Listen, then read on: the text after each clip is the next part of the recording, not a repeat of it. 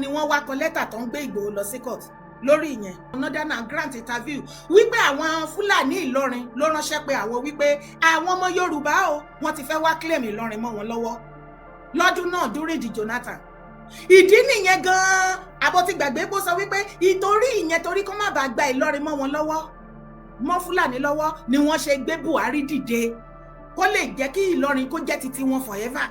Ṣé ti gbàgbé torí tí mo bá ń parọ́ ẹ máa jẹ́ mi ẹ má kò wò mí nìkan ẹ jẹ́ máa rówó yín pọnpápọnpá níbi comment section. Ibi tí mo bá ti parọ́ ẹ sọ pé irọ́ ni, ibi tó bá ti jó òtẹ́ sọ pé bẹ́ẹ̀ ni. Àbí kò yé wa bẹ́ẹ̀? Àwọn tó lè gbé Buhari dìde láti pé torí ọ̀rọ̀ kan má gba Ìlọrin mo dánu dúró. Ẹ jẹ́ kí àwọn èèyàn mi tó kù kó máa bá wa dá sí kájọ máa fọ̀rọ̀ jómi tó rọrọ lọ. Bá mi olórí ẹbí ẹ kálẹ́ à ń gbọ́ yín. Tẹ́ bá ti sọ̀rọ̀ ẹ ní sọ̀rọ̀ tán Mr. Kilo kẹ́ bá mi introduce ara yín ká bẹ̀rẹ̀ ètò kẹ́ dá sétò sà.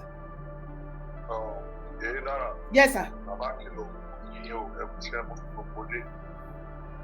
Ẹ rí first of all mo ti mo fẹ́ sọ bẹ́ẹ̀ pé ẹ rí gọ́dọ̀ Abrahamu nàbẹ̀ sákìá ẹ̀yin lẹ́bàá sọ pé ká má máa kó èkó lórí ibi. ẹ má bù wọn ètò wa yàtọ̀ gédégbé àwòkọ́ṣe lè tó wa àwọn intellectual ló ń wò wá sí. Ọ̀rẹ́ náà ló jẹ́ kọ́kọ́ sọ sí wa ní sẹ́rí máa yẹn nọ́mbà 1 Fúlàní tó báyé yóò sí. Àkọ́kọ́ government house l'Ílọrin ó sọ di Amadu Bello àti Usman Dafodio kò. Yẹn nọ́mbà 1. Yẹn ti kọ́kọ́ social science gbogbo Ìlọrin pé yes. Then ṣé wàá mọ̀ pé ex-soldier ni mọ́ àyẹn ọ̀tẹ́ ẹ̀ bá mọ̀. Ní Abdullahi gọ́vnà yẹn. Ex-soldier ni bẹ́ẹ̀ ni. Mo máa búrò ẹ̀kọ́ tó wà ní sójà. Bẹ́ẹ̀ pé sójà ni ìràmọ́ nìyẹn náà sójà ìgbà tó fẹ́ ṣe gọ́vnà lórí Ismail. Yẹn ìkíni yẹn kejì. Ṣé rí máa yẹn ó mọ nǹkan tó ń ṣe gbogbo àwọn tó ń wá sí Kwara tó wá ti náà ọ̀rọ̀ ẹ̀ náà fẹ́ dàbí ọ̀rọ̀ Mákindé ṣe mọ̀ pé wọ́n ní ìtọ́nù tí gbogbo wọn máa ń gbà yàtọ̀ fún pé tógun bá tí wọ́n bá wá ti náà fún wọn ṣé gbogbo sáìdì gbóná yẹn ó mọ̀ pé resources wà ń bẹ̀ mà ó mọ̀ pé resources wà ń bẹ̀ even though gan lára àwọn kánsẹ́lọ̀ ìfẹ́ lógún ó máa nígbà tó jẹ́ pọ́njọ́ ṣiṣẹ́ pọ̀ ìrẹ̀fọ́wà náà kánsẹ́lọ̀ yẹn bóyá pé kò lè sọ̀rọ̀ síta ó dẹ̀ mọ̀ tán nábà wà. Gbogbo wọn màmá ọmọ Abdulrasaq yẹn mọ nǹkan tó ń ṣẹlẹ̀ nígbóná ó náwó nú ẹ̀ bí ọ̀rọ̀ máa ti gbé 100% ó ní ọwọ́ nú ẹ̀. Ẹ wo láti jọ tí wọ́n ti kidnap ní gbogbo bẹ̀yẹ níjọ́ lẹ́ dáwọn ògo lọrin àbí ó fò lọrin kan pẹ̀lú àwọn níjọ́ lẹ́ gbọ́ tó ṣe wá sí níbẹ̀ ìyẹn kínní níjọ́ lẹ́ rí tí anybody nílọrin tó jẹ́ àfà ó sọ̀rọ̀ pa abẹ yàtọ̀ fún mánu Adége bàbá Adége yẹn bàbá Lágége yẹn kò sọ̀rọ̀ nígbóná bọ̀ tó máa ń sọ pé ibi tí mùsùlùmí bá pọ̀ sí ìlò kí ń sẹ́tù ẹ máa rí gbogbo máa lọ àtàkì máa yẹn gbogbo sòótọ́ ọ̀rọ̀ báyẹn náà wà náà tó sọ pé Ìlọrin ń ṣe ilẹ̀ Yorùbá o àkànṣe yẹn àfi yìnyín pé ó sọ̀rọ̀ tó dáa pé ibi tí mùsùlùmí bá ti pọ̀ sí jù ibi òfin ṣẹ́tù gbogbo ẹnìtì gbogbo wọn gbà tó ń gbìyàn ìmọ̀mù US àbí ìmọ̀mù ọ̀sẹ̀ ọwọ́ rẹ̀ ṣàtò pẹ̀lẹ́ kò ṣe jáde kó ló fẹ́ gbà nábà lọ sí port ẹ̀wọ̀n ara ẹni tó fẹ́ gbà wọ́n lẹ̀ wọ́n á lọ fẹ́ ẹnu sọ̀rọ̀ ẹ̀ port. Because wọ́n fẹ́ kí àwọn Fúlàní kan take over àwọn villages yẹn nǹkan tó ń fẹ́ nìyẹn. Ẹ sọ pé gbogbo villages náà ti gbéyàn kó yẹn màmá àwọn Fúlàní yẹn náà fẹ́ kó lọ. Àwọn náà fẹ́ máa gbé bẹ̀ tán bá dẹ̀ ti ń gbé bẹ̀ àwọn náà máa jọba abẹ̀ wọn ò ní máa jẹ ọba ń bẹ̀ ẹ̀mí àlòkùtọ̀ máa ń jẹ títí tí tán fi máa sún wá sísàlẹ̀. Èyí náà ṣe jẹ́ mọ̀ pé ìlú kan wà tán pè ní sáìdì kan sáìdì amọ̀dù ọmọ Fúlàní ìtàlẹ̀ fún Yorùbá ń bẹ̀. Ibi tọ́rọ̀ situation ilẹ̀ Yorùbá dé dúró nìyẹn bàbá. Fúlàní wọ́n ní community tó ń talẹ̀ sí Yorùbá láti kọ́lé. Wọ́n kọ́lé sí Fúlàní mo ní à. ìgbà tí mo gbọ́ tí mo tún wádìí mo tún lẹ́ni tó ra lẹ́fẹ̀ẹ́ tó sọ fún mi pé ọwọ́ Fúlàní náà ti rà Yorùbá ra lẹ̀ lọ́wọ́ Fúlàní. Ó ní fídíò yìí tí mo fẹ́ play fún wa tí mo fẹ́ kí ẹ gbọ́. Ṣé ti round up bàbá mi olórí ẹbí? Gbogbo Ìlọrin yẹn kí gbogbo gbóná kan jára wọn kan tètè mọ̀ sí pé ìjà wà lọ́jọ́ iwájú. Gbogbo kó dákun gbogbo nílọrin kó kúrò ní kan padà lọ́jọ́ iwájú ìjà wà lẹ̀. Ẹ bá bọ̀. Ok, ẹ jẹ́ ká gbọ́ conversation. Ó sà. Ẹ̀rọ bàbá.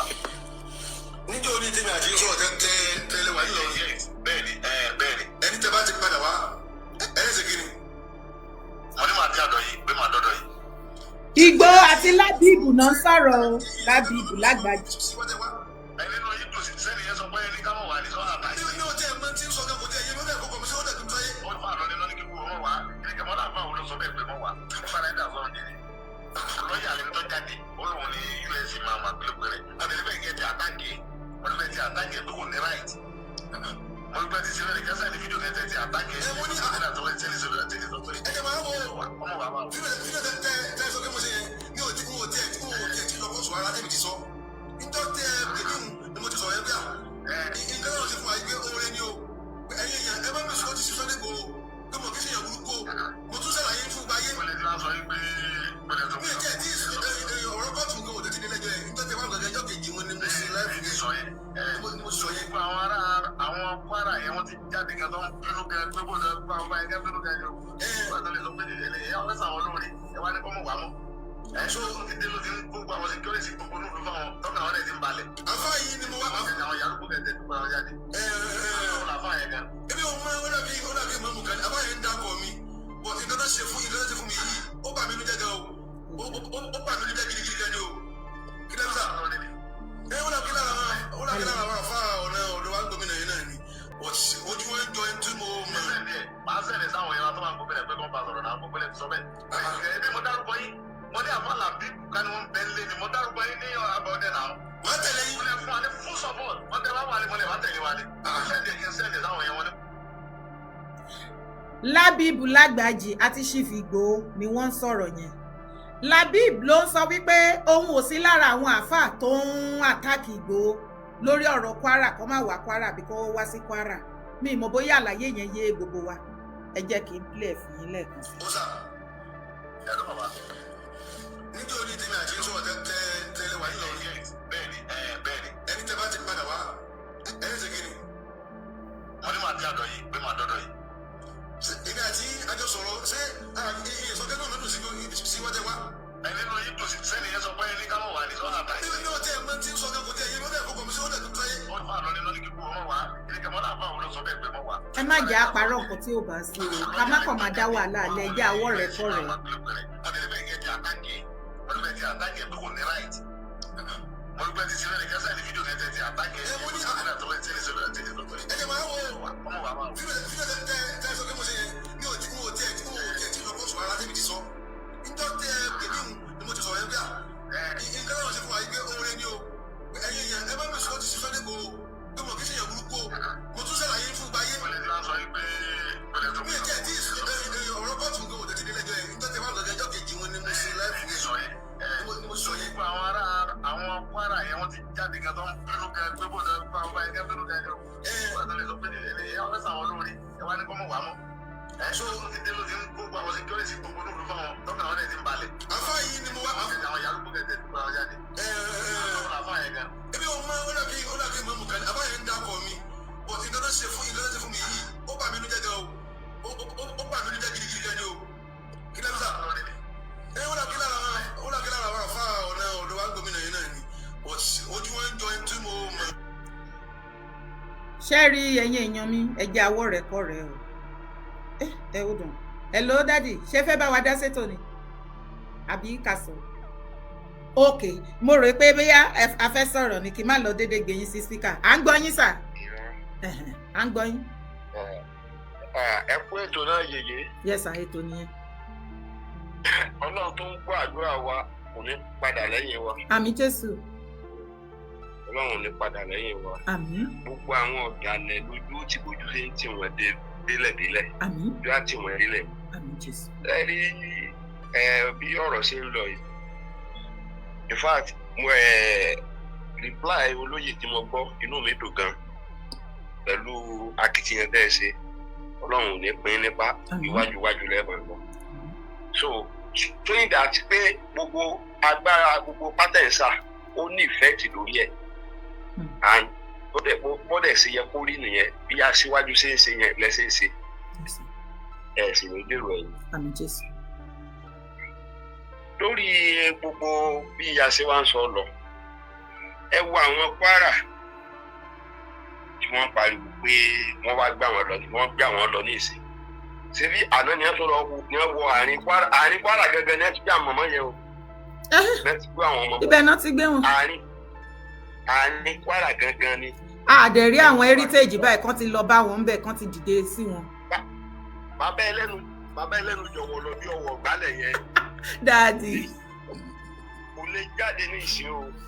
Kò lè lọ fi súùtì ẹ̀ kó fi lọ gba àwọn ọmọ mẹ́ta àwọn ọmọ ọlọ́mọ tí wọ́n kó lọ́lẹ̀ o. Àbí? Kò ṣe fi súùtì ẹ̀ àwọn heritage ò ṣe kóra wọn jáde kí wọ́n sọ pé àwọn wọnú igbó lọ tẹ̀lé àwọn báńdíìtì. Àwọn èèyàn lásìkò èkejì ajá. Ẹ ṣe sá.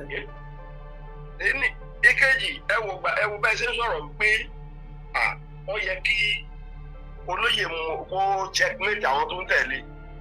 Ẹ wo Èkó tó lọ yẹn ẹ wo máa yẹ wo bó ṣe ń sọ̀rọ̀. Wàláyé. Inú mi ti dùn jù. Ẹ rí pé máa yẹn is highly enlightening. I'm telling you, ẹ wo structure. Ṣé rí bóyá àdírẹ́sì àwọn ìrù Ekun warrior?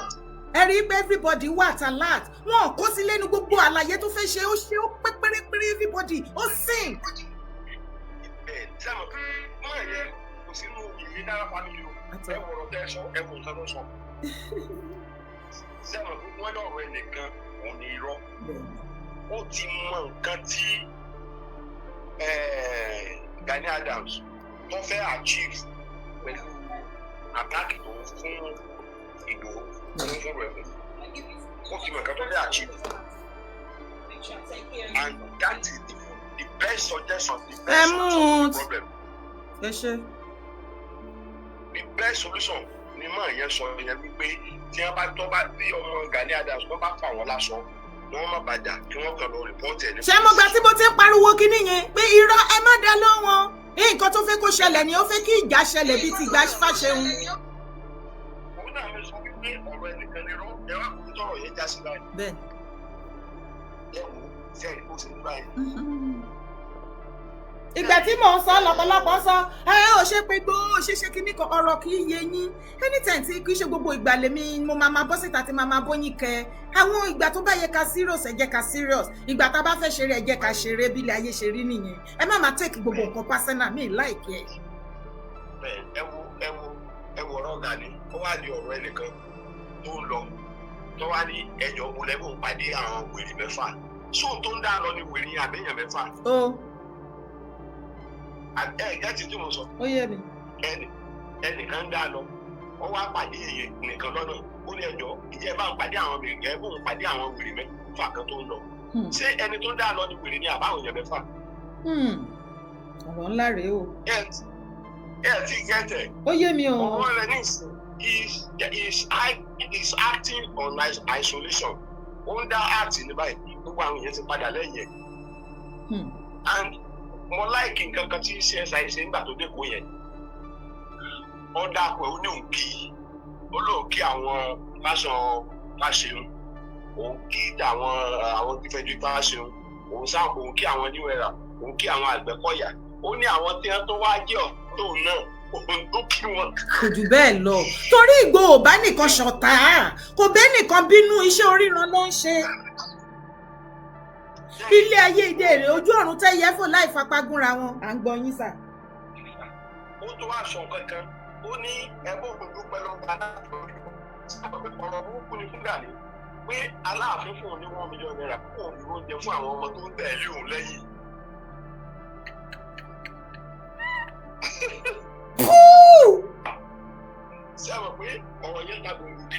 ó lágbára dádì ọ̀rọ̀ pèsè jẹ́ ọ̀dẹ hùn. ọ̀rọ̀ yẹn pèsè jẹ́ ọ̀dẹ hùn. ṣẹ́rí mo dẹ̀ láì ẹ wo igbó nǹkan tí ṣẹ́ṣà ń ṣe yìí ó ní many meaningful impacts. ẹ wo àwọn student ibi tí ó lọ ẹ ti ṣẹ́ṣà lọ ẹ wo bí wọ́n ṣe gbé àwọn yẹn ti ẹ̀ gbé kọ́rò ni wọn ò fẹ́ kọ́ fẹsẹ̀ kalẹ̀ ẹ gẹ́tẹ̀ ṣé yóò wá gbà election sáwọn yẹn ni ò lè dìbò ẹ dàpọ̀. ẹ ṣeun ṣe rí inú tèmi ti ẹ̀ ń dùn wípé gbogbo nǹkan tó fara bò ní kọ̀kọ̀ táàrí tó ń fara jẹ wá níyà ní gbangba àṣírí ẹ̀ ló ń tù yẹn ẹ jẹ́ ká máa dé máa sọ̀rọ̀ ní. a ní ẹnìkan lára àwọn ọmọ OPC Gàdé ló ní $120,000 tó gbà mọ́ ló kó sí. $120,000 that is a lot of money. Yes. láti Europe àwọn OPU nìyẹn o. tó gbà lọ́wọ́ àwọn OPU lábúròdù náà ni ó ní bolókù sí. gẹ́gẹ́ ṣé bí Gani Adams ní ẹ kó fún. gẹ́gẹ́ sọ̀rọ̀ mi ni Gani Adams ní ẹ kó fún ó ní bolókù sí. ó wá nílẹ̀ gbogbo kọ́ńtrákì tí wọ́n gbà lọ́wọ́ Jonathan ṣé ló kọ́ OPC lọ́gbà ṣé ẹ̀rọ bá ṣe ní lánìí yẹn. ṣé ló kọ́ OPC ló fi gba kọ́ńtrákì ọ̀dọ̀ Jonathan. ẹ̀dígẹ́dẹ̀ ẹ̀ẹ́mọ̀ yẹn tó wá rí bá rẹ̀ sí pé wá àwọn tó ní káwọn lọ pàǹgbà báyìí tó ní káwọn lọ pàǹgbà báyìí ọmọ yìí àwọn tó ń dẹ́kọ́ tẹ̀mí ọ̀tọ̀wọ́ ẹ̀ẹ́dẹ́gbẹ̀rún ọ̀tọ̀wọ́ ẹ̀ bọ́. ẹ̀dígẹ́dẹ̀ tó ń sọ ṣé mọ̀ pé òun ló pe Ìgbòho ní ayákìlá ṣé wàá mọ̀ pé ìṣe pé nǹkan tó ń ṣe pamọ́ àṣírí wá ń tú síta wọ́n ní ẹni tọ́lọ́run yọ́nú sí ká má bínú sí bẹ́ẹ̀ ni mo ní ẹni tọ́lọ́run yọ́nú sí ká má bínú sí. ẹni tí Ọlọ́run yọ́nú sí Ọlọ́run ní jẹ́mi àti yóò bínú sí. àmì àṣẹdáde ni ẹ pẹ́ fún mi. ẹni tí Ọlọ́run bínú sí Ọlọ́run sì lè já yọ́nú sí. àmì o Jésù. ẹ ti gẹ́gẹ́ tẹ́rí àwọn ọkọ wà tó yẹ pé tó bá ń bá yẹn jà kọ́kọ́ wo ara rẹ̀ gbogbo àwọn tó ń ṣépè yẹn yóò bá bọ̀ ní àrí ìṣẹ́gi tó bá ṣẹ́gi. orí ara ẹ̀ ní bí. èwo tí ẹ̀ wá lépè tí gbogbo wọn máa ń ṣẹ́ online kí ló fa èpè ẹ̀yin ọmọ OPC ṣé ọ̀rọ̀ èpè náà bá yín ṣe ni là ń bá yín sọ ni ẹ̀yin ò kí lè sọ̀rọ̀ láì ṣépè ni. ẹ máa gbọ́ sí àmọ̀ pé ẹnìkan tú àṣírí wọn sí àmọ̀ pé ẹnìkan tú àṣírí OPC.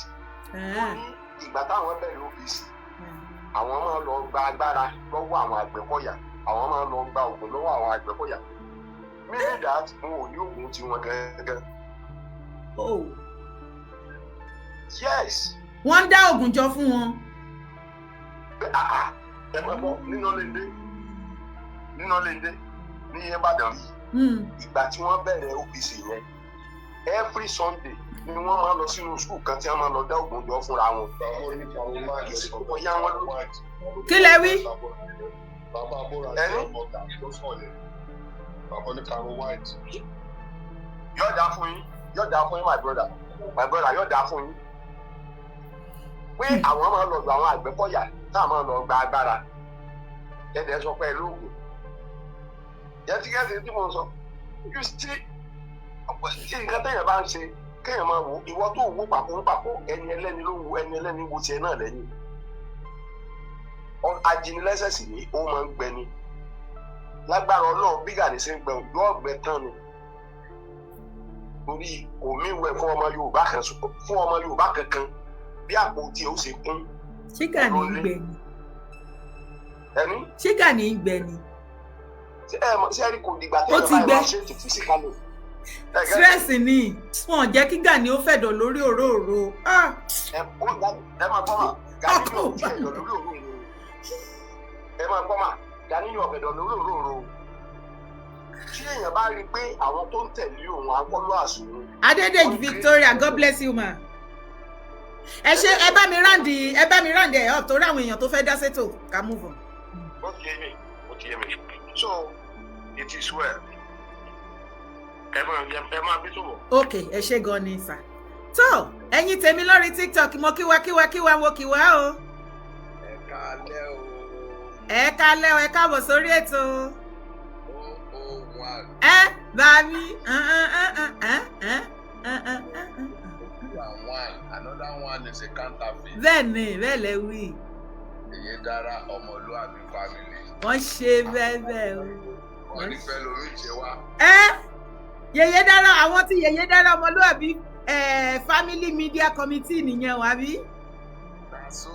Bẹ́ẹ̀ ni àwa ní wọ́n ní fẹ́ lórí ìṣe wa. God bless you. Àgbọ̀n yín ó yẹ dá sọ̀rọ̀. Kẹ́ tó dé ibi tí mo fẹ́ kẹ́ dá sí lélẹ̀.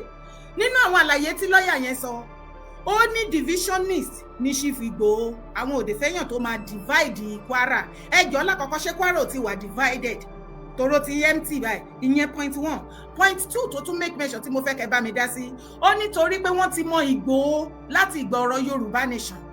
Ìdí ni wípé ṣé reset àwọn ọmọ Fúlàní fanatic Islamic yìí ní ìgbà Yorùbá nation àwọn ni wọ́n lọ ń parọ́ fún gbogbo àwọn mùsùlùmí gbogbo ilẹ̀ kóòtù tí wọ́n yí wọn lọ ní brain wípé kí wọ́n má support wa wọ́n nítorí wọ́n sọ wípé tá a bá ti gba orílẹ̀-èdè Yorùbá ẹbọ nìkan la máa ṣe ń bẹ̀ gbogbo àwọn Islam a máa parẹ́ ní nǹkan kan igbá kan àwo kan irọ́ tán lọ pa fún wọn nìyẹn tó bá nírọ́ ni mò ń pa lẹ́nu ọjọ́ mẹ́ta ìwárí wípé Gumi Mufti Ìwó ó ṣe fídíò ńgbà tó lóun advice ìlú Ẹkùn pé òkè òun ò ní anything against ìgbà tó ló sọ pé kinní kan àwọn dẹ̀ ti gbóòtán sí wọn ní kò sọ bẹ́ẹ̀ kò rí bẹ́ẹ̀ tó bá wá rí bẹ́ẹ̀ kò sí wàhálà mo fẹ́ kí gbogbo yín mọ̀ wípé ìjà owú jíjẹ owó òwò òun ni Gumi Mufti Ìwó ń bá Ìgbòho jà ó kàn fi lọ mọ́ ẹ̀sìn ni bóyá ẹ mọ̀ wípé Gumi Ìwó Mufti òun náà ní security group organization tó ní ìgbà ayé ní ìgbà ayé bàbá yìí Arẹ́gbẹ́ bàbá Fusat wọ́n gbé contract ńlá lé lọ́wọ́ nípa security Ọ̀ṣun state he made bastard money so tẹ́ ẹ bá rí tó bá ń condemn ìrù Ẹkùn kì í ṣe nítorí ẹ̀sìn àbí nítorí anything nítorí orogún òwò tán jọ ń ṣe ni ó kàn fún wá nǹkan tó máa fi lọ mọ́ tí ẹ̀yin tó kù tó fi máa gé nìyí sí ọ̀dọ̀ ẹ̀ tẹ́ ẹ máa rò pé bí àwọn your behalf òun ló fi ń jà ó ń defend ẹ̀sìn undefending no he's defending himself Igboho security ò dẹ̀ wá gbàjẹ́ lẹ́nu anybody torí ojú ọ̀run yìí ó tó yẹ fún láì fapá gúnra wọn ìyẹn point 2 point 3 ó ní wọ́n dẹ̀ ti gbọ́ wípé Igboho as a divisionist wọ́n ti sọ ńgbà yẹn wípé wọ́n bọ̀ wá gba Ìlọrin mọ́ wọn lọ́wọ́ tó bá dẹ̀ ti gba Ìlọrin wá lé emir tó wà ń bẹ̀ wọn ò ní máa jẹ emir mọ́ ọba ni wọ́n mọ̀ jẹ bàbá mi 20 ẹjọ́ ẹ bá mi dá sí àárín yẹn kí mẹ́ta yẹn èyí tẹ́ bá lè bá mi rí yànnàná sí ẹ bá mi yànnàná ẹ kí a tó play next video ẹ ṣé. Ẹ ṣeun èmi jẹ́ ìkan nínú committee media committee èyí dára ọmọlúwàbí family OHUN akéde 1. bá mi respect sir. gẹ́gẹ́ bí bàbá tó pera ẹ̀ ní lọ́ọ̀yà àwáwí ni nǹkan tèmi lérò kó ń sọ ìyẹn ní because èèyàn tó dé wọ́n expect ẹ̀ ni wọ́n expect nǹkan tó bá now ṣénú wo lẹ̀nà ń gbé ni nígbà tí odidi ìlú bíi méjì bíi mẹ́ta tó dahoro torí pé ẹ̀yin jẹ́ family more than 30 villages ló ti dahoro. because Fúlàní ni tẹ́ bá ti ẹ̀ ń gbọ́rọ̀ ẹnu ẹ̀ ti mọ̀ pé Fúlàní ni ení then gómìnà Kwara pẹ̀lú emir tẹ̀gbọ́n-tàbúrò náà méjèèjì their cousin tẹ̀gbọ́n-tàbúrò ni wọ́n. tó já sí wípé wọ́n jọ mọ̀ sí gbogbo nǹkan tó ń ṣẹlẹ̀ yìí. yes but ẹ wá wò ó nídìí ó Kwara general Ìlọrin nìkan ni àwọn idiot yìí wà gbogbo local government tó kù like 17 local government or 16 Yorùbá ló ní now tí wọ́n fẹ́ jẹ́ kó máa pa Yorùbá ni nígbà téèyàn débì kan tó gbà tọwọ́ tẹsẹ̀ tẹ wá ń sọ ń kọ́ pé kó má wà mọ́ pé ẹ̀yin bọ́dì ta ló fi ń ṣe bọ́dì ókè ẹ̀yin tẹ jẹ́ Emirate ṣe báwọn kan náà lọ kó ní wa igi imú yín sìn Nbo náà wà ṣé wò lẹ̀ náà ń gbé ni àbírú ẹ̀yàwó leléyìí náà ó tún wá mẹ́nu lé ó tún wá ń sọ nǹkan pé. Ẹ̀yin olólùfẹ́ dára ẹ bá mi tẹ love o ẹ comment o support my show thank you for doing so.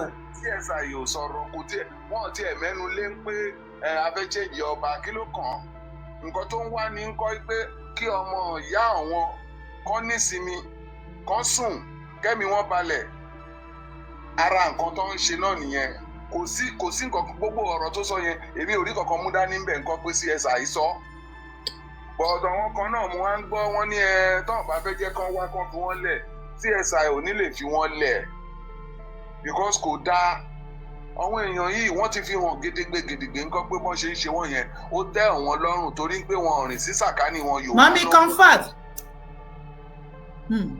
So that is just it. Ṣé sà. Kò sí nǹkan tó jẹ mọ́ bẹ́ẹ̀. Okay. Mr. Kilo kí n tó padà wá sọ́dọ̀ yín ẹ jẹ́ kí a play fídíò yìí. Aago mọ́kànlá wọn ká wa mọ́lé wọ́n bá jálẹ̀kùn ọmọ mi àgbà wọn kọ́ gbé wọn ti sọ lẹ́sẹ̀ àtẹ̀yìn ọwọ́ sẹ́yìn wọ́n ti lù rédèrèdè wọ́n bá wọ yàrá kejì yàrá tèmi náà wọ́n bá kó gbọ́ ọmọ jáde àwọn ọmọ mẹ́ta wọ́n bá kó wa síta wọ́n lùlù wọ́n lù wá sáà lówó lọ́wọ́ aláàlówó lọ́wọ́ owó tó wà lọ́wọ́ wa wọ́n ti gbà ẹkú ti gbà kò sí mi mọ́ a bá ń bẹ̀ wọ́n bá àtẹ̀mí gan ni wọ́n kó lọ n kò di pé ìṣubú tó fipá gbé mi dìde tán náà mi mọ́lẹ̀ tí bá tó súró dìde sí ìlọ tí mo tún dànù àtàwọn fẹ́ kan òkè odò kan wọ́n á ní kí n jòkó báwọn míì ti ń bọ̀ lẹ́yìn lára wọn wọ́n ṣe tún dìde sí mi nù pé kí ni ìjòkó mi tó ń sọ láwùsá gbogbo èdè burúkú tàti ẹ̀gbọ́n wọ́n ṣe sọ lóríṣiríṣi ló bá tún fipá gbé mi dìde bí ìṣe ń lọ báyìí tí mo tó rẹ́ lulẹ̀ ìkànnì wọn adá ìpínlẹ̀ ọ̀dà náà kan fèmí lẹ́kẹ̀ padà sẹ́yìn àmọ́ gbogbo àwọn ọmọ mi mẹ́tẹ̀ẹ̀ta gbogbo wọn ti kó lọ ẹ dákun tó lọ ẹ ṣàánú mi ẹ ṣàánú mi o ẹ dákun tó lọ náà ọba Ìlọrin lọ́kọ̀ àmọ́ ẹ dákun tó lọ náà ẹ ṣàánú mi kò ní bàbá mọ́ èmi nìkan náà ló kù tí mo gbọ́ ẹ ṣàánú mi tó lọ náà ẹ ní ṣòfò mọ́ ẹ ní ṣòfò mọ́ ẹ dákun tó lọ náà gọ́fúnà ṣàánú mi ọmọ mi àgbà fẹ́ ṣe ẹ̀sán pólì àbájáde tí ó fi ṣe sáàpù ló wà báyìí o wọn ò jẹ́ kó rí ṣe o ẹ dákun tó ọlọ́ ìṣàánú mi ẹ ra àánú gbà o ẹ dákun tó ọlọ́ yìí náà jèrè sí ẹ̀ṣánú mi o. Assalamu alaikum. Mo kí ọba wa ìlú Ìlọrin mo sì kí gómìnà wa Kwara State mo kí chairman wa local government wa Ilorin East gbogbo ohun tó ṣẹlẹ̀ sí mi ni mo fẹ́ ṣẹlẹ̀ gbogbo yín Ọlọ́run ó sàlámù ní mọ̀kọ́wé làkà ìṣàánú wa tí ń ṣẹlẹ̀ ají ní òru jẹta ní nǹkan bí aago mọ́kànlá ìjẹta yẹn bá ń jáde kò máa rí gbà pẹ̀lú sẹ́gì àmà wọ́n já tábà yìí di yẹn wọlé kíkọ́ wọ́n báyìí di wọ́n bẹ̀rẹ̀ sí sílẹ̀ kó kálukú ni ọmọ mi tí ó kọ́kọ́ gbé lọ yìí yàrá ní ọkọ̀ já agbo àti ìsọ́lé yàrá ní ọkọ̀ já wọn kú gbogbo báàjì owó rẹ̀ tó gbé kalẹ̀ wọ́n gbé áfíà àgbà asílẹ̀kùn yàrá màmá rẹ̀ aṣọra àti ìlọsọ sẹ́yìn áfíà àgbà yàrá sílẹ̀kùn yàrá màmá rẹ̀ gbogbo tó náà ní ilé wọ́n sáà kó gbà síta èmi yìí náà gan mọ̀ wá nulẹ̀ ibi tí wọ́n ṣe gbìdìgbìdì wáyé dé yọjú wáyé dé bí wọ́n ti wọ́ mi náà sí ọ̀dọ̀ mi wọ́n ṣàkóso mi gúnlẹ̀ nínú ilé tó wọn ò tiẹ̀ já èmi ò tiẹ̀ gbérí léèdè tí wọ́n sọ wọn ò sọ Fúlàní o wọn ò sọ ìbú wọn ò sọ Haúsá bí wọ́n ṣe ń sọ gbé ẹ̀rọ ni àgbérí tí wọ́n sọ àmọ́ èdè tí wọ́n jẹ́ dì sí àwọn máa pé bòrò ni wọ́n àwọ̀ wọn tí mo rí bòrò ni wọ́n bòrò ni wọ́n. tó Bami Kilo ó dọ̀wọ́ yín àwọn ará Kwara wọn náà ti padà wá àtáàkì wọ́n fẹ́ ìrànlọ́wọ́ ẹ bá wa dá sí i.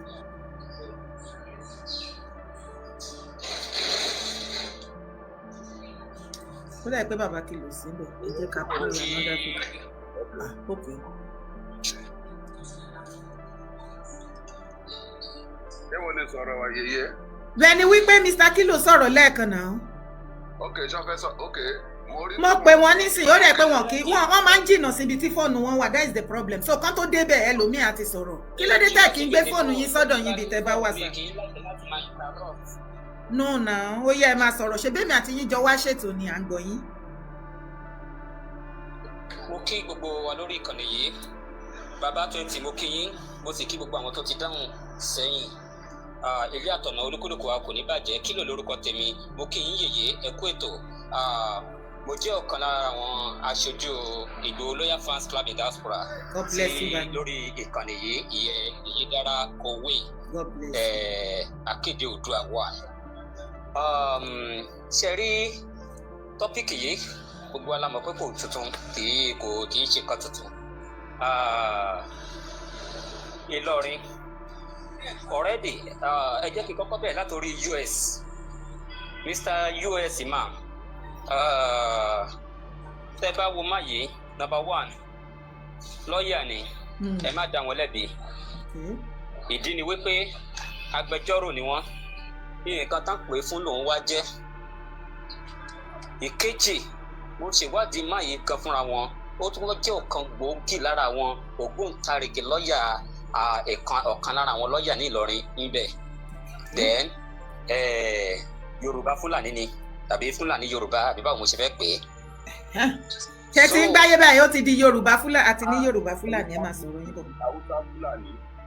ṣe rí number 1 àkọ́kọ́ kò lè jà fún Yorùbá òdì kejì ló máa jà fún ibi tó ló yà sí nìyẹn. èkejì ni wípé máyì wọ́n pè é ní wá nǹkan báyìí ló ṣẹlẹ̀ a sì fẹ́. àwọn tó sì ń gbẹnusọ fún yìí tó ń gbẹnusọ fún yìí ṣojú mo kọ́kọ́ fẹ́ béèrè ìbéèrè mẹ́ta lọ́wọ́ wọn ṣojú wọn fọ́ nígbà tí ọba ńlá lọ́hùn nígbà tí wọ́n pariwo wípé bàbá yìí mọ̀ nípa tẹrọrìsì tó ń ṣẹlẹ̀ ní bàbá ńlá ṣé ọba ńlá ni bàbá ńlá ṣé etí wọ́n fẹ́ sọ pé etí wọn ẹ jẹ́ kí n kọ́kọ́ sọ pé ṣé chairman wọ́n sọ pé etí wọn di ni àwọn ò gbọ́ sí ńgbà yẹ kí ni ìgbésẹ̀ tí wọ́n gbé ńgbà yẹ. bẹ́ẹ̀ ní bàbá ńlá tá à ń sọ nílé kábíyèsí ńbẹ̀ wọ́n kidnap àwọn ọmọ ní ibẹ̀ kábíyèsí bàbá láyé òun náà ló tún kọ̀mọ́dì wípé kán release àwọn ọmọ òun wọ́n sì release àwọn ọmọ yẹn láì gba kọ́bọ̀ láì gba anything. ìbéèrè ẹlẹ́kẹta ni wípé ẹ má jẹ́ kí n lọ sọ́nà jíjìn kí ni ìgbésẹ̀ tí àwọn ará ibi gbé nígbà tí wọ́n tún kidnap àwọn kan tán ṣe pariwo tán láìpẹ́ yìí. ṣèbí wọ́n daṣọ ìborí ni tí wọ́n ń pariwo pé gbà wá o ó tẹ̀ ti da wọ́n tẹ̀ ti ń pe kábíyèsí Emir Ìlọrin wọ́n ti ń pè é ìyẹn òkùnkùn ní wúkọ́ kò wúkọ́ rí tẹ́lẹ̀ di ó lè tì ní pé ó ń gba ṣíẹ̀ tiẹ̀ láti ọwọ́ Abdulrasaq Abdulrahman wọ́n ti ní pé àwọn ń gbé CSI lẹ́lé ẹjọ́ yes èmi náà support can go ahead ìdí ni wípé ẹni ẹgbẹ́ CSI àti ìró ẹkùn ẹgbẹ́ wọn lọ ilé ẹjọ́ bẹ́yà ẹ̀ẹ́dẹ́gbẹ̀rún wá wò pé bẹ́yà ilé ẹjọ́ wa sọ pé kán disregister ìró ẹkùn ni o àbí àárín yóò tí yé mi àárín yóò tí yé mi ọ̀nà tán fẹ́ torí nǹkan tán pé ìró ẹkùn lẹ́jọ́ sí àti lè fìdí rẹ̀ múlẹ̀ ní pàtó torí ẹ wo gbogbo bí US Imam yìí bí ó ṣe ṣàlàyé bó ṣe analyse gbogbo kìíní ẹ rí i pé wọn ò rí pọ́ìntì kan tì mú wọn ò rí pọ́ìntì kan mú jáde pọ́ìntì kan ṣoṣo tán mú jáde òun náà ni wípé wọ́n ní Ìgbòho òun ló ń lé champion Yorùbá nation tán ní kí wọ́n fẹ́ gba Ìlọrin ńbo ni wọ́n ti kí wọ́n produce evidence ibi tí Sunday Igboho tó ti sọ wípé torí mo ti ń bá máa ń bọ̀ láti ìgbà tó ti dìde tó ti jáde ní ìtí ìríbi tó ti ń sọ wípé òun fẹ́ wá gba Ìlọrin mọ́ ẹnìkan lọ́wọ́ Yorùbá ló ń pè afẹ́dádúró Yorùbá ní Ìlọrin nǹkan tó máa ń sọ nìyẹn nǹkan tó máa ń tẹnumọ́ tó sì máa ń tẹnumọ́ tó sì ń tẹnumọ́ títí dì sí pé ara ilẹ̀ Yorùbá ní Ìlọrin àti ní Kwara State àti Kogi State so wọn ò sì lè ẹ jẹ́ ká wo kan tó ń ṣẹlẹ̀ Ìlọrin tá à ń sọ yìí yeye yes sir bóyá mo mọ̀ pé ẹ máa mọ Adó Èkìtì very well dáadáa bíi pé kéèyàn máa sọ wípé ọba ìwé ó ti pàṣẹ wípé ẹnìkan kò gbọdọ̀ wọ ìpínlẹ̀ Èkìtì ẹ máa gbọ́ ṣé ó ṣeé ṣe ni níbi tó ti ń jọba ìwé ní ìpínlẹ̀ Adó Èkìtì kó wá máa fi ilẹ̀ ìfidà halẹ̀ gàrà ní ìlú ti tèmi wípé ẹnìkan o kò gbọdọ̀ wá sí tó jẹ́ pọ̀ bá ń bẹ́ẹ̀ náà. Ẹ wo gbogbo bí Kwara State ṣe tó yìí local government 3 péré ni Fúlàní ní. Nínú local government 3 yìí ó dẹ̀ lójú ju tẹ́ ti lè bá Fúlàní torí wípé Ìlọrin gangan ni major local government wọn. Then ẹlẹ́kejì lára àìsọ̀rọ̀ ọ̀rọ̀ mi ni wípé ìjẹ́ tí ẹ ṣàkíyèsí wípé látọjọ́ tí àwọn Fúlàní àwọn bòròró gbogbo wọn tán ti ń pààyàn tán ti ṣe gbá tán ti bọ́ǹbù ṣe gbogbo èyí ìjẹ́lẹ̀ mọ̀ pé wọn kì í pa Fúlàní ẹlẹgbẹ́ wọn ṣá. gbogbo ẹ̀ láàrin. ẹ jẹ́ kí n dàrẹ́tì àwọn Haúsá ní gbogbo ilẹ̀ Haúsá tẹ̀rí yẹ àwọn Haúsá ni wọ́n bọ́ǹbù o tí wọ́n ń pa o lọ́tún lọ́sì o kì í ṣe Fúlàní ẹlẹgbẹ́ wọn o. àwọn Haúsá ti pariwo síta báyìí. kì í ṣe ok àwọn náà ti pariwo síta. wọ́n ní àwọn náà pa pé Fúlàní ò pa Fúlàní Haúsá wọ́n ní there is Hausa genocide in the northern part of Nigeria kì í ṣe Christian genocide. mo jókòó mo gbá research lérí kan mo jókòó mo gbá research látàyè Almad Sheriff kìnnìkan Sheriff former governor of Borno State Almadi bẹ́yà Almadi àbí kan Sheriff máa yìí òun gangan ló gbé òkú Boko Haram jáde tí ó fi kanlẹ̀ tó fi kálé kákó di ènìyàn lẹ́ni báyìí ṣe ń sọ̀rọ̀ yìí wọ́n pa tí ò dá sí àwọn Haúsá yẹn bẹ́ẹ̀. So tán bá ti pa Haúsá tán wọ́n bọ̀ ìgbésẹ̀ tán fẹ́ gbé ni wípé wọ́n ti ṣẹ́gun Haúsá àwọn fẹ́ wá ṣẹ́gun Yorùbá kó tó di wípé Ọlọ́run ọba mi ọlọ́jọ́ ìní ó bá wa gbé bó tilẹ̀ jẹ́ pé gbogbo wa láyé gẹ́sì wọn nígbà yẹn ìyẹn bàbá Tinubu bó tilẹ̀ jẹ́ pé gbogbo wa láyé gẹ́sì wọn òun ni bàbá wa fi ṣe áńgẹ́lì lẹ́nìí tí kì í bá ṣe ti bàbá Tinubu ni kò sẹ́ni tó tójú àwọn arábí wò kò sẹ́ni tó tó mí lẹ́gbẹ̀ẹ́ wọn ṣùgbọ́n Ọlọ́run bá wa gba gbogbo àjẹ́dà wọn Ọlọ́run bá wa bàjẹ́. So láì fàrọ̀gùn ṣe rí àkọ́kọ́ ẹ má yọ̀jọ́ gbogbo àwọn tí ń yọ̀ lórí ọ̀rọ̀ kí náà korúkọ tí Ṣèyí Mákindé ṣe ràdé. drone surveillance jet. bẹ́ẹ̀ ni kán má lọ. kí ló dé tẹ́ ṣe sọ bẹ́ẹ̀ bàbá. ṣe rí ẹ ṣe màá ṣàlàyé fún yín ṣe rí Ṣèyí Mákindé politics tó ń play oyè o. rọra kílò.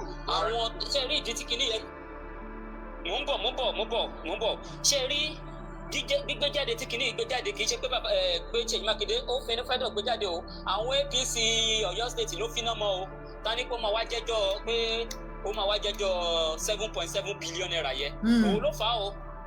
wọ́n wá sáré lọ rà á. nǹkan tó fà á nìyẹn o tẹ́rí gbogbo ẹni tí ò bá mọ bí kíní ṣe ń lọ ẹ̀kan tanra yín lábẹ́ ẹlẹ́ni pé Ṣèyí Mákindé ẹ̀kan tanra yín ni.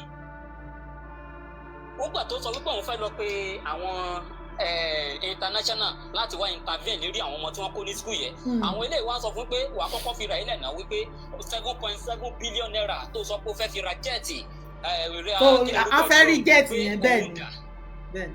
So ìwọ ni kọ́kọ́ submit ara ẹ̀ ibi tí Ṣèyí Mákindé kọ́kọ́ dákẹ́ nìyẹn kò dé wá sọ̀rọ̀ títí tí drone fi dé. kì í ṣe pé géèmù ló ń play náà ó ń play géèmù ni. So kẹ́nìkan tó ìsì tí drone ti láǹdì. èmi gbá research tèmi débẹ̀ ni. ok a jẹ́ wípé ìgbà tó ti wá deliver drone nísìn. àwọn àgbẹ̀ wípé research olùgbà débẹ̀ tí o fi kẹ́ẹ̀tì irú kan tí òun sọ yìí wọ́n ti máa ń takùn mi wọ́n dẹ̀ mọ́ pé ìfọ́kẹ́mi tó sọ̀rọ̀ mo máa ń gbá research nǹkan ni. then ṣé nítorí ìyẹn nígbà tí Mákindé ti gbé drone sọ̀kalẹ̀ nísìn then ó wá kó kọmitì jọ àwa dẹ̀ ní interest nínú kọmitì yẹn ẹ máa sọ̀rọ̀ yín.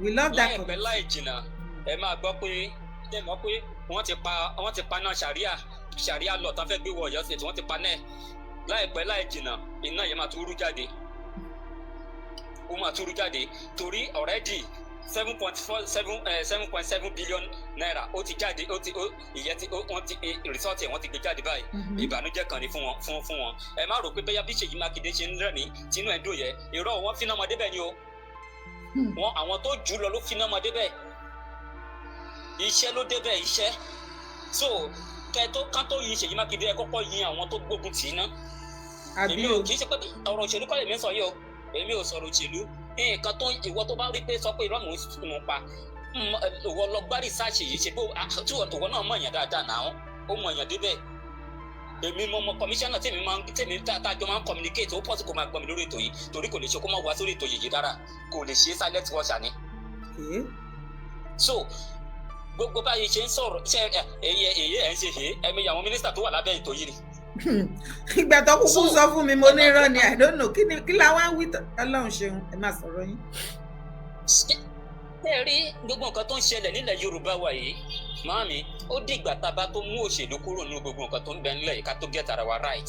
ṣe rí gbogbo géèmù tá ń play ní kí náà porúkọ ẹ̀ ní Ìlọrin yẹn àkọ́kọ́ ó lẹ́ni ó ní bí ó ṣe jẹ́ wọ́n rú àwọn Ìlọrin Emirates wọ́n rú wọn lókè wọ́n rú ọkàn wọn sókè ni wọ́n rú ọkàn wọn sókè mi mo ti fẹ́ sọ Yorùbá yìí dáadáa wọ́n rú ọkàn wọn sókè ni nígbà tá ń rú ọkàn wọn sókè wọ́n wá wò pé kí ló ṣubú tẹ àwọn wọ̀nyí tó rọjọ́ tí màá yẹ ti ṣe interview yẹ èmi ti pe àwọn kankan pé kí ló ṣẹlẹ̀ wọ́n ní màá yẹ wọ́n ní lọ́ọ̀yà ni wọ́n ní anybody ló lè invite lawyer and it is true anybody ló lè invite lawyer lóòótọ́ then so nǹkan tí èmi wá ń gbọ́ sí ni wípé wọ́n ṣe òfin síta wípé àwọn ọba lọ́ba yẹ èyíkéyìí nínú wọn tó bá ti tó padà pé Sunday Igboho wọ́n máa yọ ní orí ipò ni.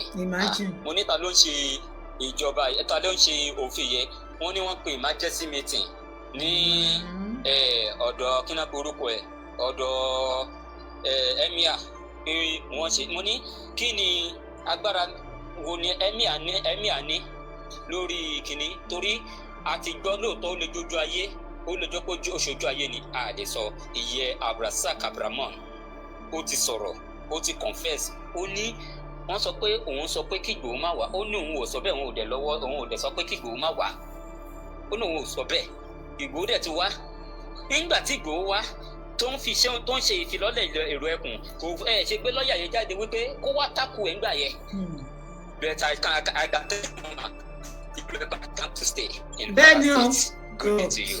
Thank you Bami Kilo ní sọ̀rọ̀ tó ń yín òní kan ó yá ẹ máa ráìdàn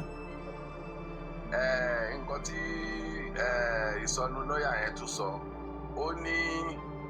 ó ní òun ò mọ̀ gẹ́gẹ́ bí wọ́n yẹ interview ẹ̀ ó lóun ò mọ̀ bóyá gọ́ọ̀mẹ̀ntì ti endorse ìró ẹkùn tó já sí wípé àwọn tó gbéṣẹ́ fún wọn ó ti jẹ́ kán mọ̀ wípé gọ́ọ̀mẹ̀ntì ò tí endorse ẹ̀ kó sọ bẹ́ẹ̀ ṣé ti rí wípé ó lọ́wọ́ èèyàn kan nínú. àwọn kan náà lọ bá wọn tó lò wọ́n gbowó àwọn heritage yẹn ṣe wá rí nǹkan tẹ́ ẹ gbà tẹ́ ẹ fi bọ́ síta tẹ́ ẹ ṣiṣẹ́ yẹn onílẹ̀ Yorùbá ti kẹ̀yìn sí yín kò jù bẹ́ẹ̀ lọ.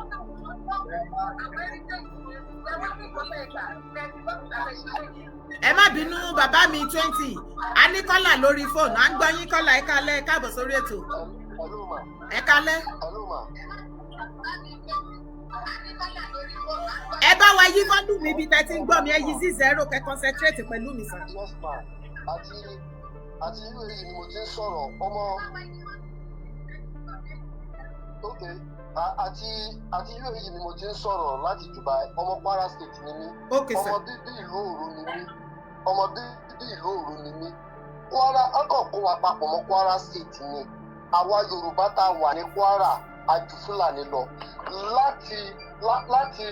láti Gọmọ Lámọ́yọ̀ ẹni tó bá mọ bẹ̀rẹ̀ dáadáa from Gọmọ Lámọ́yọ̀ to Òmùpó Àjàṣẹ́ Òkè Ọdẹ Òró Òmùàrán lọ́bẹ̀ yìí ó ṣe jáde lọ sí Kogi padà sí Èkìtì ẹgẹ́tì mi you are more than Fúlàní and more than ajú gbogbo Ìlọrin lọ gbogbo Ìlọrin papọ̀ jẹ́nẹ́rálì àjùlọ Ọ̀fà gan lásán from Ọ̀fà lọ síbẹ̀ yẹn gbogbo bẹ̀ yẹn ajú gbogbo area yẹn Ìgbómìnà side ajú gbogbo Ìlọrin lọ.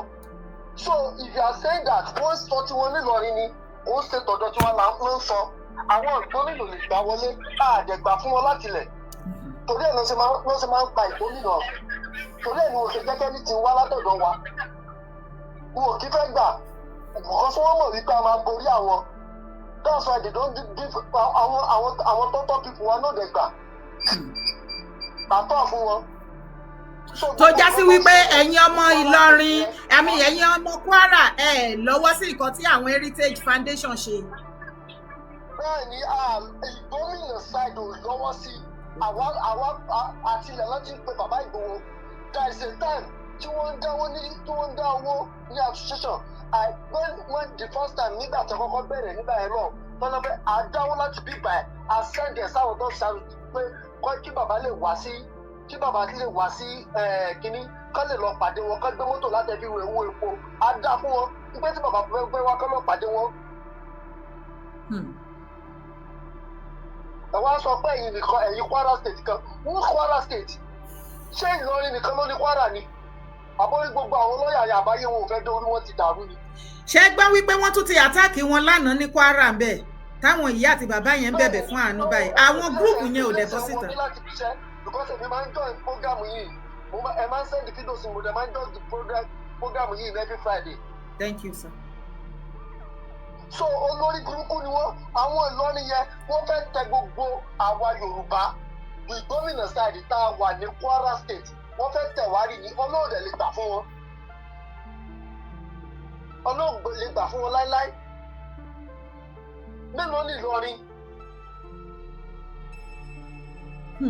mélòó ní Ìlọrin tó fẹ́ kó gbogbo èèyàn sábẹ́. Ó ga o.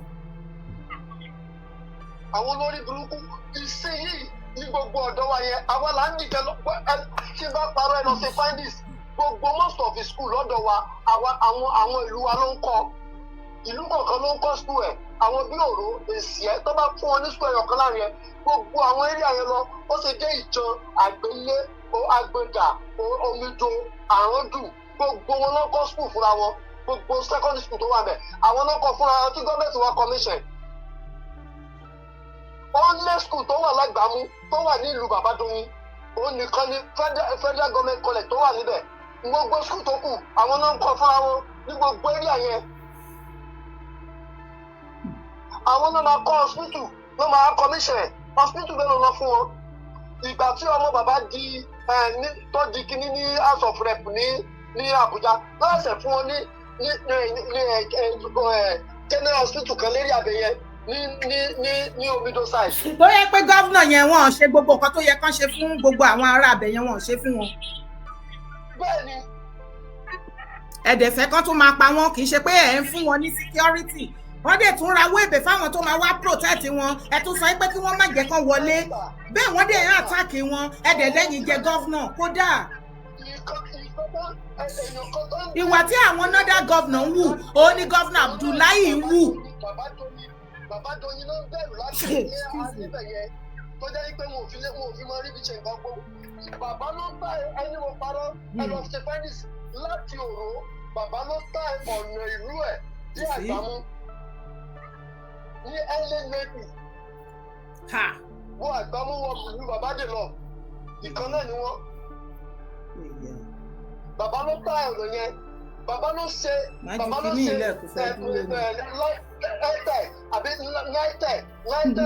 fún láti ìlú yẹn láti Òró wọ Àgbàmú.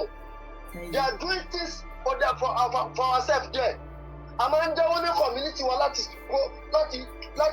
gbẹ́lu wa sókè ni. So many things omi everything. Àwa la máa gbé dọ̀nà fúnra wa àti ń gbóde gọ́ọ̀mẹ̀ntì.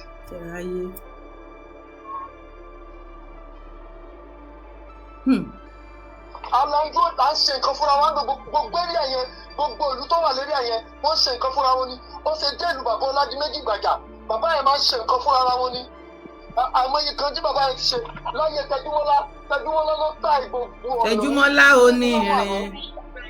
bẹ́ẹ̀ni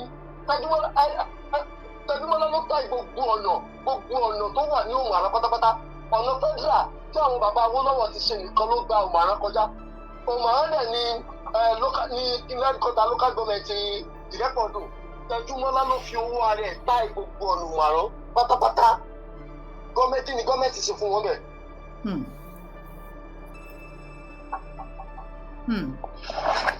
Ẹ ṣé. God bless you pami.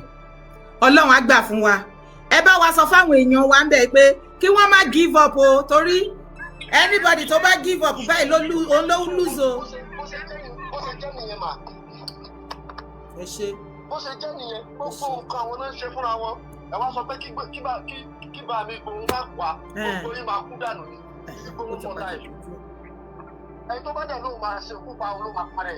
á kú di torí kò bá téèyàn jẹ́. ẹni tó bá fẹ́ ẹni bá ṣe ń gbàdúrà lọ́sọ̀ lóru fún wọn ní gbogbo àwọn èèyàn tó ń gbàdúrà tó ń nífẹ̀ẹ́ bàbá ẹ̀ àwọn ló máa forí gbogbo tí bàbá yẹn bá máa gbé gbogbo bá ń jẹ́ tọ́lọ́run. Thank you so much, ma. You are welcome, Baba.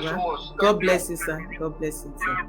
You are welcome. Yes, sir. Àmín àtẹ̀yìn náà á wà pẹ̀lú gbogbo wa ẹ ṣé gan ni. Ẹ jẹ́ ká gbọ́ fídíò yìí.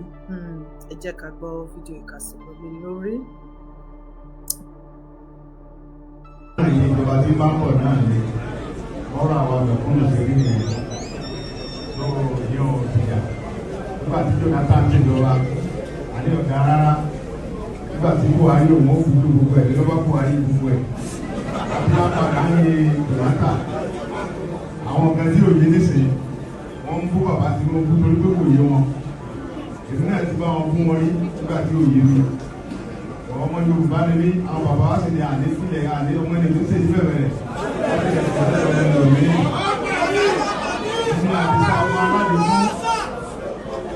tí mo rí àánú gbà tí mo bàbá Tinubu bàbá mi Olúbàdàn àti gbogbo ọba lẹ́nu bá dìde ẹ bá ṣe kábíyèsí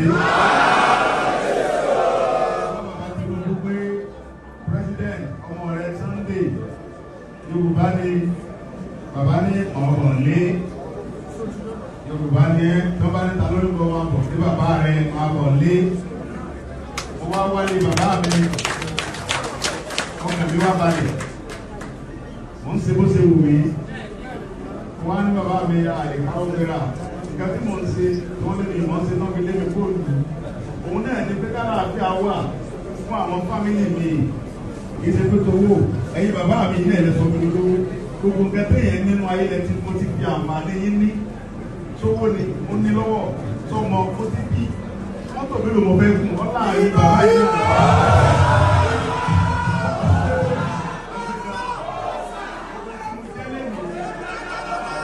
Gbogbo tí mo jẹ́ lẹ́nìí tí ọba sẹ́ni kankan tó lówó mọ́ ní àdúgbò wa olówó lèmi náà. Ọlá bàbá mi Rasidi Adéwọ̀lú Ládọjà mo fi ní pé Ládọjà ni mo ń tẹ̀lé àti òsì kan ló máa ní mo fi dìde padà. Ó kọ́ Ládọjà mo ń lò káàkiri ayé. Mo lówó ẹ̀ Ládọjà mo lò lọ́dọ̀ Yọlá mo jẹun lọ. Mo lò lọ́dọ̀ Fáyọ̀sé mo jẹun lọ. Mo lò lọ́dọ̀ Bíríkò mo jẹun lọ.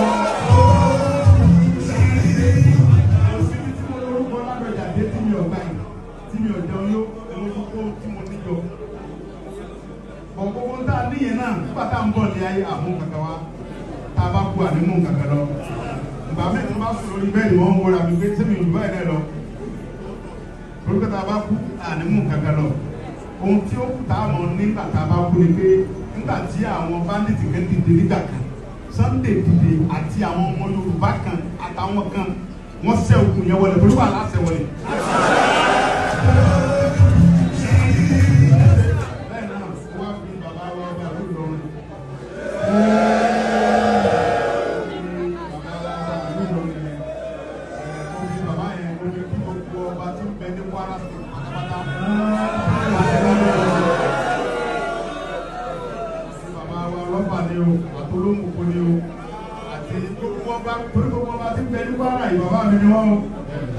Bàbá mi dáadáa bàtí mo wà ní ẹ́sàì wọ́n bá mi ṣe mítìn nígbà tó tó ogun yẹn le mo wá ní ẹ̀yìn bàbá mi ẹ̀sìn dé ìjọ wọlé láti fún ọ̀run.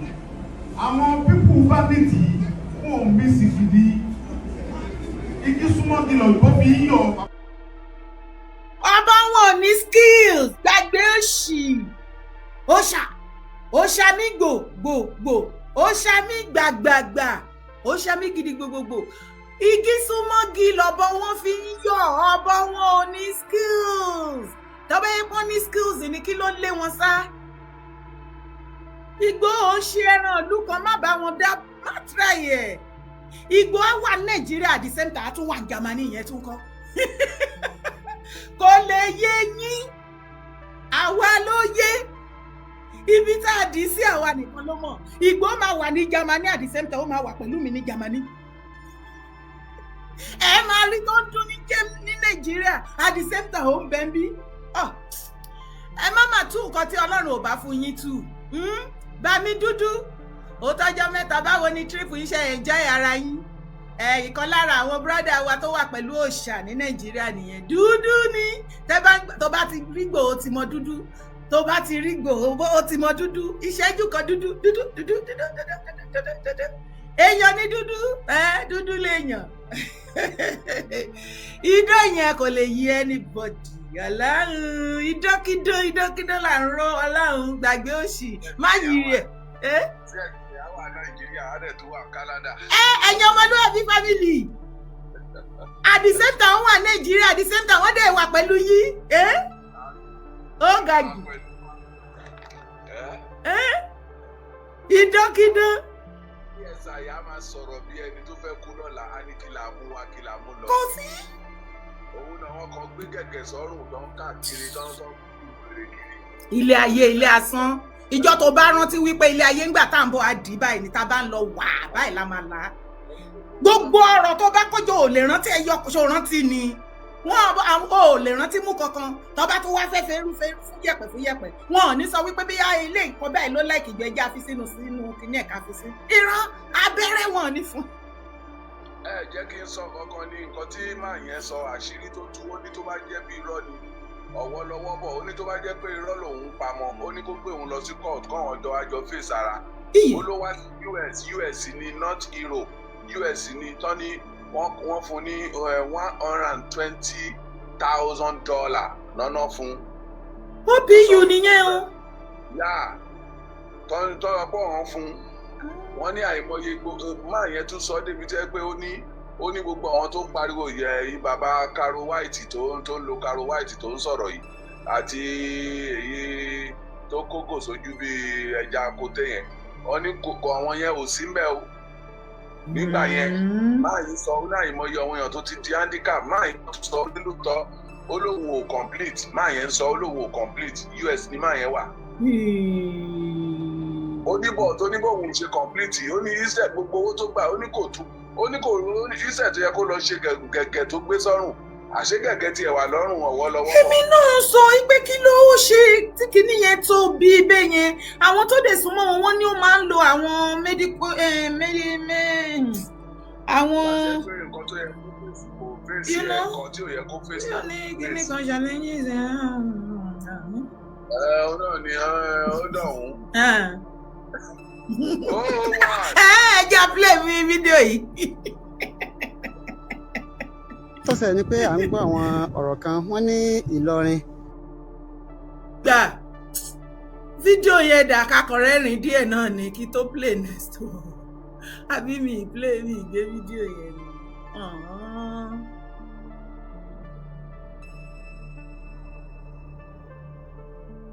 Olórí burúkú má ṣàǹfààní tí gbogbo ayé mọ̀ sí Sunday Igboho fẹ́nu gba nation fẹ́nu wúgate sí Sunday Igboho fẹ́nu gba nation fẹ́nu wúgate. ẹnu wa tí ò da yìí ẹnu wa ta fi ń já wáyà yìí tá a bá fi já wáyà dénú ilé ọ̀gbìn yìí à á ba gbogbo wáyà ní ẹni yẹn jẹ́ ni.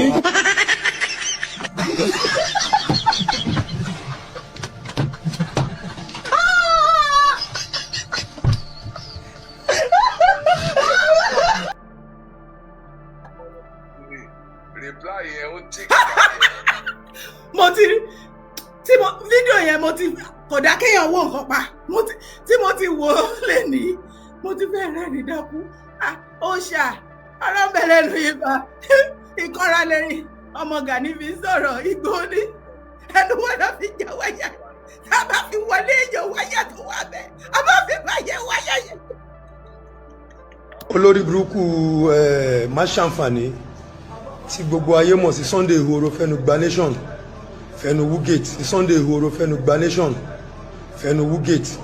ẹnu wa tí ò da yìí ẹnu wa ta fi ń já wáyà yìí tá a bá fi já wáyà dénú ilé ọ̀gbìn yìí à á ba gbogbo wáyà ní ẹni yẹn jẹ́ ni.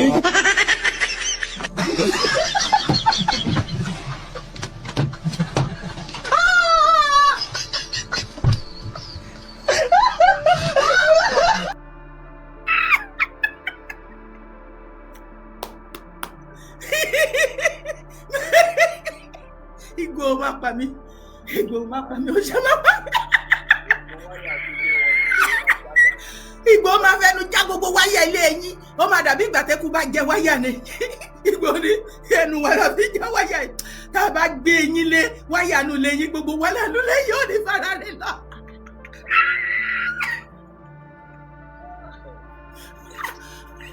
Ẹ jẹ́ àgbọ̀ fídíò. Another election is coming now. Ìwọ kọ́, àbí mi ò tún bí mi ìwọ kọ́, kì í ṣe èmi mi ti. Wọ́n fẹ́ mú àwọn alágbára yín. Tó bá ti mọ alágbára wọn máa strike. Ọ̀sẹ̀ kẹta náà strike o, ọmọ Oòduà ni mí. Wọ́n pa àwọn alágbára 15 yẹn. Èèyàn 15 tó jẹ́ àwọn alágbára yẹn náà pa. Tó bá ń bá mi etí aláṣẹ kó ṣọ́ra ẹ̀. Boko Haram ni wọ́n.